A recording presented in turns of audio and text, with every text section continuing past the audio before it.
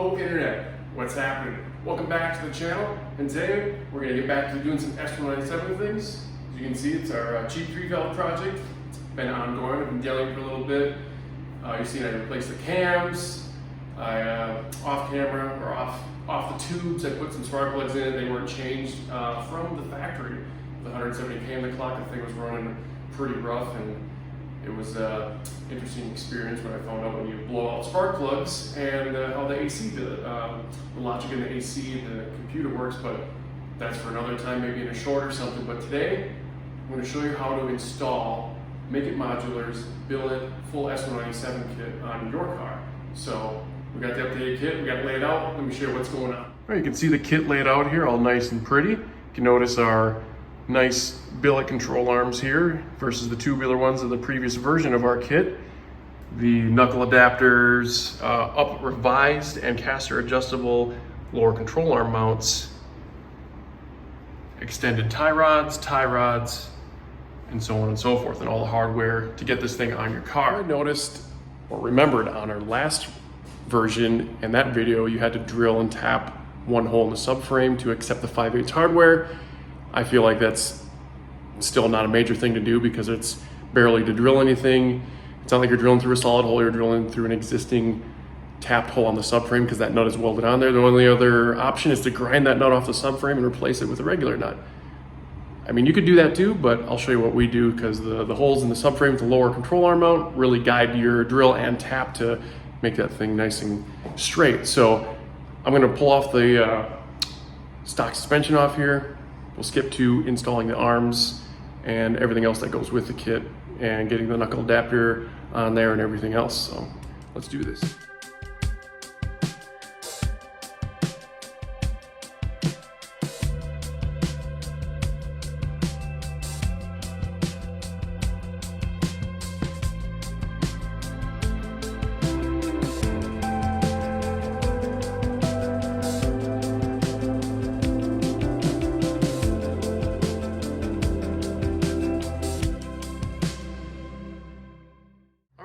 Lower control arm is out. Let me show you the welded nut on the subframe that you need to drill and tap.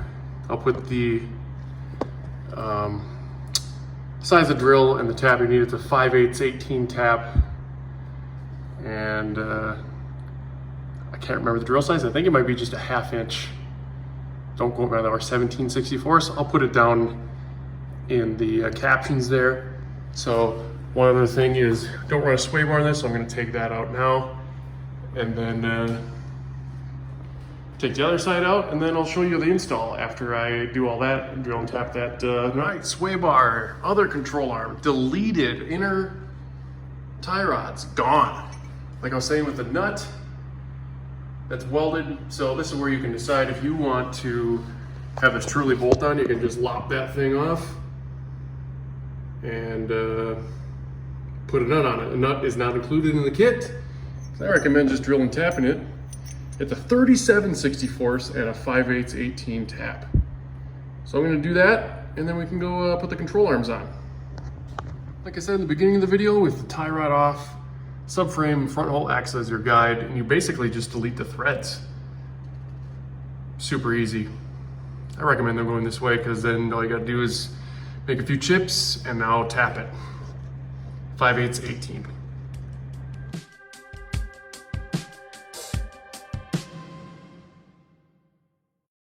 All right, control arm is in. It bolts in just like a factory arm would.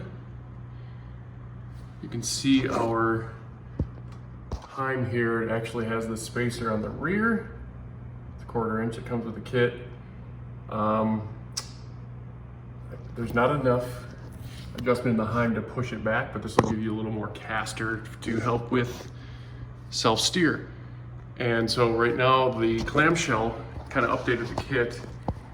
It moves, you can see it was slotted, and we kind of have it in midway as far as it moving back and forth this way, because that'll make the ball joint pickup point move back and forth. So just kind of set it up in the middle in the stock area, and then measure your caster, and then you can go back and adjust those 21mm nuts to adjust your caster where you want it.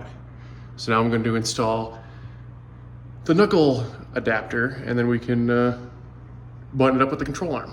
All right, looking at our knuckle here, you can see it's still bare, and here's our knuckle adapter for the passenger side. It guides into the tie rod, lines up with the ball joint hole, stick the long 6-inch 5H bolt through everything, plus the lower. But first you're going to kind of install the 1/2-inch 13 on this side loosely, so it can stay, you know, just hand tighten it, not even hand tighten it, just so it's in place. And then you can install the long 6-inch bolt to go through the control arm, heim,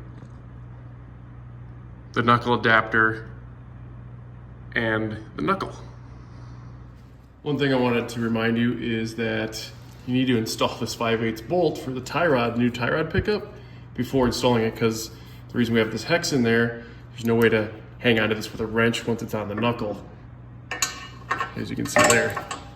So make sure you put that in there before you get too carried away.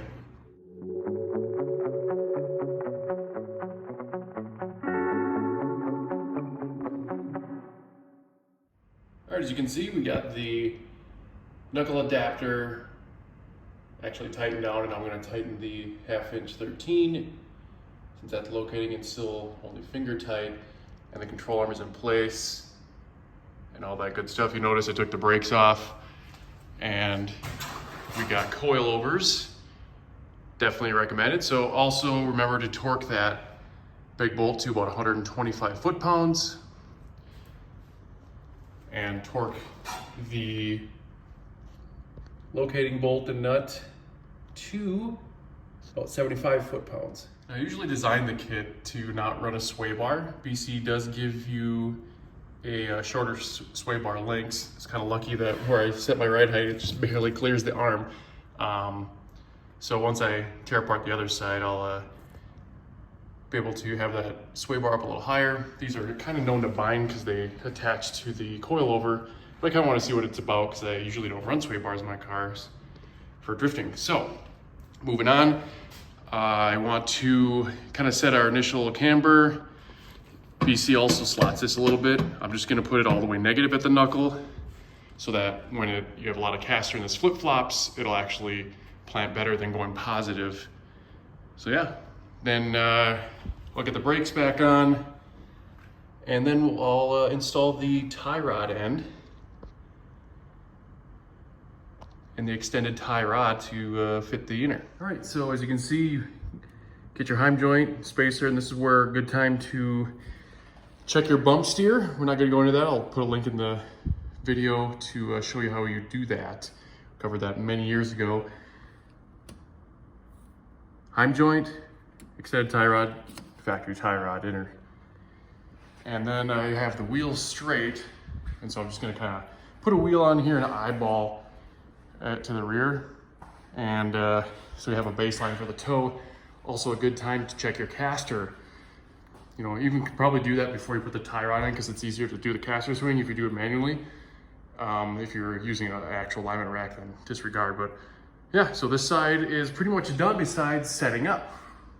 I have a feeling I'm gonna have to raise the coilover, but that's basically how you install it. The Make It Modular full S197 Billet kit.